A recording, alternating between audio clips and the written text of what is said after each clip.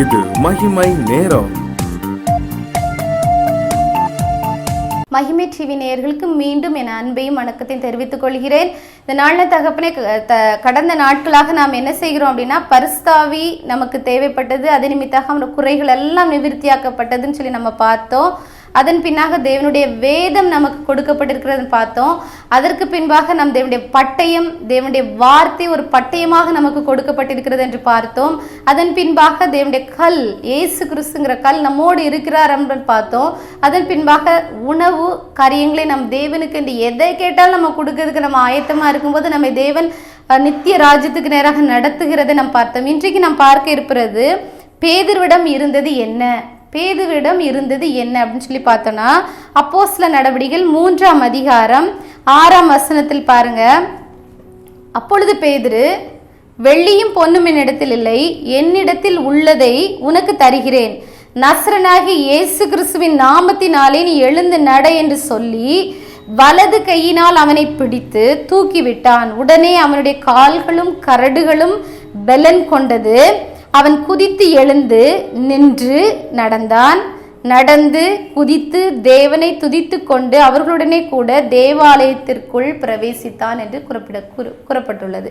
இப்போ பேதுருகிட்ட பார்த்தீங்கன்னா, பேதுரு ஒரு படிப்பறிவு இல்லாதவன், எல்லாராலையும் புறக்கணிக்கப்பட்ட, சில காரியங்களில் விளக்கப்பட்ட ஒரு கற்று தேர்ந்த ஒரு பெரிய படிப்பாளியோ பெரிய குடும்பத்திலேயோ இருந்து வந்த ஒரு மனிதன் அல்ல. தேவன் அவரை என்ன செய்றாரு, தேர்ந்தெடுக்கிறாரு.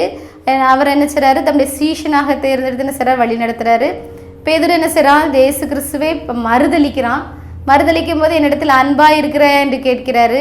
ஆமாம் கர்த்தன்னு ஆமான் மேசுன்னு சொல்லுது. அவரிடத்துல தான் என்ன செய்றாரு, இந்த கல்லின் மேல் அவன் ஒரு கல் அப்படின்னு சொல்றாரு. இந்த அவன்கிட்ட தான் என்ன செய்றேன், பரலோகத்தின் சாவியை கொடுக்க போறேன், நிறைய காரியங்களை பேதுரு நிமித்தமாக சொல்லிட்டே வர. இந்த பேதுரு பாருங்க, அப்படி கோயிலுக்கு போறாரு. அவர் அப்படி போகும்போது, பேதுரு யோவானு போகும்போது, இன்றைக்கு நான் பிரசங்கம் பண்ணணும், தேவனுக்கு ஆண்டி ஆத்தும ஆதாயங்களை பண்ணணும், அப்படியே ஒரு வாஞ்சியோடு போகும்போது, அலங்கார வாசல்ங்கிற ஒரு மண்டபத்தில் ஒரு சப்பானி உட்காந்துட்டு எனக்கு ஏதாச்சும் தாங்க அப்படின்னு சொல்லி என்ன செய்றாரு, கேட்குறாரு. அப்போ கேட்கும்போது அவர் சொல்ல, இடத்துல எதுவுமே இல்லை, வெள்ளியும் பொண்ணும் என்கிட்ட எதுவுமே இல்லை, நான் என்கிட்ட இருக்கிறது ஒன்றே ஒன்று தான். அது எது? இயேசு கிறிஸ்து என்கிற நாமம். அந்த நாமத்தை கொண்டு நீ இப்படி சப்பானியை உட்காந்து என்ன பிச்சை கேட்கறது என்னுடைய சித்தமே அல்ல, நீ எழுந்து நட அப்படின்னு சொல்லி என்ன செய்றாரு, அவருக்கு ஒரு விடுதலை கொடுக்குறாரு. இந்த விடுதலை கொடுத்தது பேதுருவா இயேசு கிறிஸ்துவா? இயேசு கிறிஸ்து என்கிற நாமம். இந்த இயேசு கிறிஸ்துங்கிற நாமம் பெரிய காரியங்களை நம்முடைய வாழ்க்கையில் என்ன செய்கிறது, அது செய்கிறது.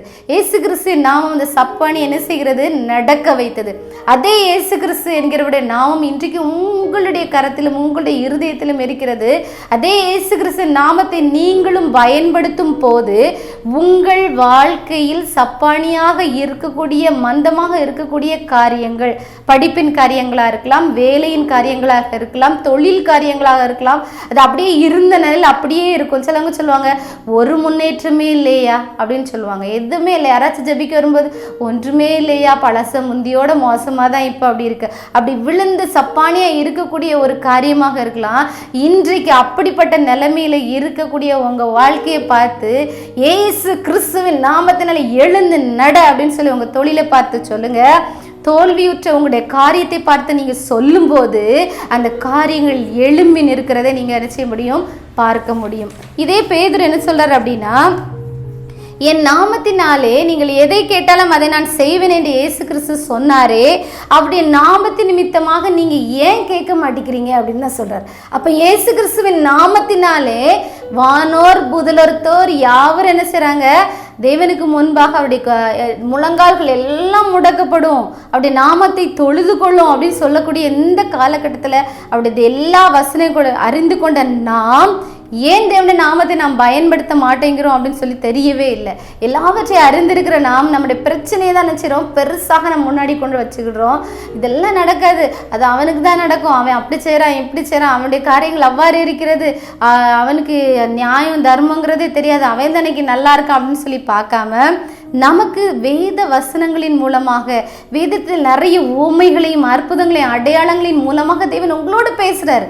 இப்படிலாம் நடந்திருக்குயா, உன் காலத்திலையும் உன் காரியத்தில் நான் செய்வேன், நீ தேவனை நோக்கி பாரு, நீ பாரு, என்னை நோக்கி நீ கூப்பிடு, என் நாமத்தை நீ பயன்படுத்த அப்படின்னு சொல்லி தேவன் கற்றுத்தரார்.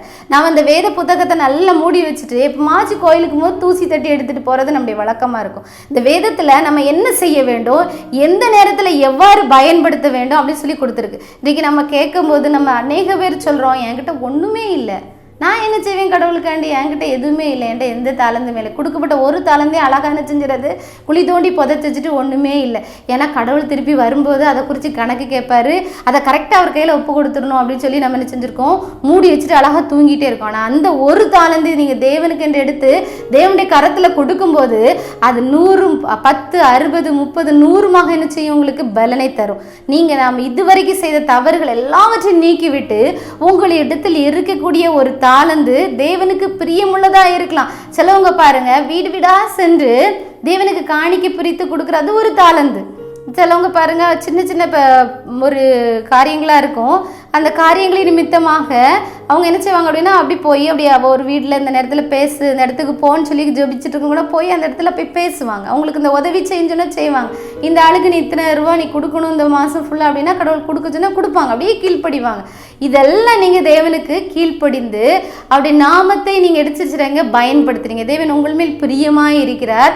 இன்னும் நீங்கள் தேவனை நோக்கி கேட்கும்போது தேவன் பெரிய காரியங்களை உங்கள் நிமித்தமாக என்ன செய்வார். இப்போ உங்கள் வீட்டில் இருக்கக்கூடிய முடக்கப்பட்ட அத்தனை காரியங்களையும் இயேசு கிறிஸ்துவின் நாமத்தினால் நாங்கள் எழுந்து நடன்னு சொல்லி இன்று இரவிலே நீங்கள் நினைச்சு போறீங்க, இயேசுவை நோக்கி நீங்கள் விண்ணப்பம் பண்ண போறீங்க. இயேசுவினுடைய காரியங்களை எல்லாம் தகப்பன் என்ன ஜெயமாக இருக்கணும். நான் உம்முடைய பிள்ளை, நீங்கள் சாத்தானை ஜெயித்தீங்க, உலகத்தை ஜெயித்த இயேசு என்னோடு இருக்கிறாரு, நானும் ஒரு ஜெயமுள்ள மனிதனாக தான் நான் இருப்பேன் அப்படின்னு சொல்லி ஒரு வைராக்கியத்தோடு, ஒரு தாவீதை போல ஒரு வைராக்கியத்தோடு நாம் எழும்பும் போது, எப்பொழுது நாம் அப்போ எழும்ப முடியும், அவருடைய அன்பு நமக்கு ஊற்றப்படும் போது நாம் அவ்வாறாக எழும்ப முடியும். சில நேரம் பாருங்க, எல்லா பக்கத்துலையும் க்ளோஸ்ட் ஆயிரும். மற்ற ஆட்களை பார்க்கும்போது என்ன செய்யும் அப்படின்னா, அவங்களுக்குலாம் எல்லாம் ஃப்ரீயாக இருந்த மாதிரி இருக்கும், எல்லா பக்கமும் லாக்ட் ஆகி ஒரு இடத்துல அப்படியே போய் நிற்போம். நேராக போன உங்கெங்கே திரும்பினா நமக்கு பிரச்சனை, எங்கேயாச்சும் போய் இடிச்சிடும் நிற்கும் போது பயப்படவே செய்யாதீங்க. இயேசுவின் நாமத்தை இதில் பயன்படுத்தும் போது அந்த பிரச்சனைகள் எல்லாம் சால்வ் ஆகி, அப்பா இதில் அவன் வீழ்ந்து போயிடுவான் நினச்சோம், இவன் வெற்றியால் நிற்கிறான், இவனுக்கு விரோதமாக நான் என்னெல்லாமோ செஞ்சு பார்த்துட்டேன், என்ன காரியங்களாமோ நான் செஞ்சு பார்த்துட்டேன்.